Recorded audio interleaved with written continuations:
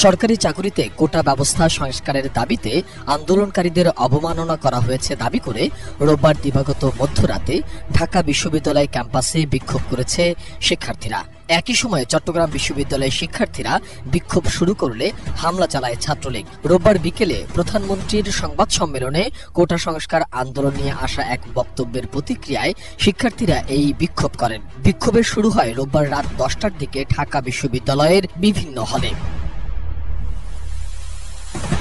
ঘণ্টাখানেক পর হলগুলো থেকে মিছিল নিয়ে টিএসসির রাজু ভাস্কর্যের সামনে আসে শিক্ষার্থীরা। রাত 12টার দিকে টিএসসিতে বিপুল সংখ্যক শিক্ষার্থী সমবেত হন।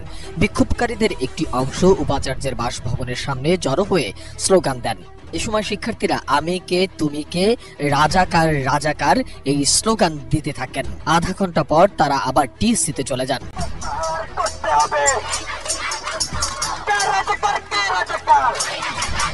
ছাত্র হলগুলোর পাশাপাশি বাংলাদেশ কুয়েত মৈত্রী হল, বেগম ফজিলাতুন্নেসা মুজিব হল, শামসুন্নাহার হল, রোকেয়া হলে শিক্ষার্থীরাও এই বিক্ষোভে যোগ দেন।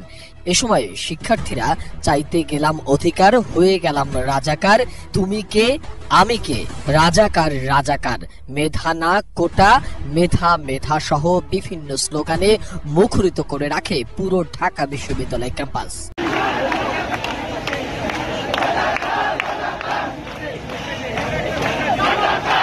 রাজু ভাস্কর্যের সামনে আসা শিক্ষার্থীরা বলেন, অন্যায্য কোটা ব্যবস্থার বিরুদ্ধে কথা বলায় আমাদের অপমান করা হয়েছে, তুচ্ছ তাচ্ছিল্য করা হয়েছে, এটা কেউই করতে পারে না।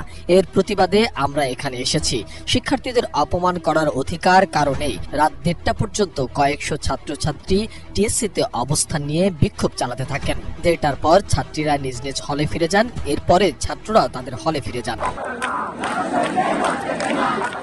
রাত 2টার কিছুক্ষণ আগে বুয়েটের কয়েকশো শিক্ষার্থী মিছিল নিয়ে ঢাকা বিশ্ববিদ্যালয়ে ক্যাম্পাসে আসেন। টিএসসি ঘুরে তারা মিছিল নিয়ে আবার নিজেদের ক্যাম্পাসে ফিরে যান। এর মধ্যে টিএসসি থেকে শিক্ষার্থীরা নিজেদের হলে ফিরে গিয়েছেন। কোটা সংস্কার আন্দোলনকারীদের প্ল্যাটফর্ম বৈষম্য বিরোধী ছাত্র আন্দোলনের সমন্বয়ক নাহিদ ইসলাম জানান, এটা তাদের ব্যানারে কোনো কর্মসূচি নয়, শিক্ষার্থীদের নিজেদের জায়গা থেকেই প্রতিবাদ জানিয়েছেন। অবশ্য বৈষম্য বিরোধী ছাত্র আন্দোলনের নেতাদের রাজু ভাস্কর্যের কর্মসূচিতে সক্রিয় অংশগ্রহণ করতে দেখা গেছে।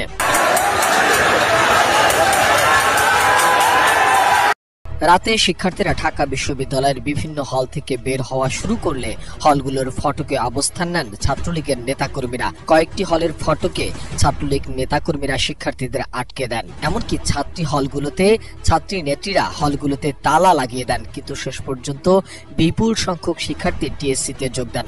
বৈষম্য বিরোধী ছাত্র আন্দোলনের সমন্বয়করা বলছেন, বিজয় ৭১ হলের ফটকে ছাত্রলীগের নেতাকর্মীরা আন্দোলনকারী শিক্ষার্থীদের আটকে রেখেছেন।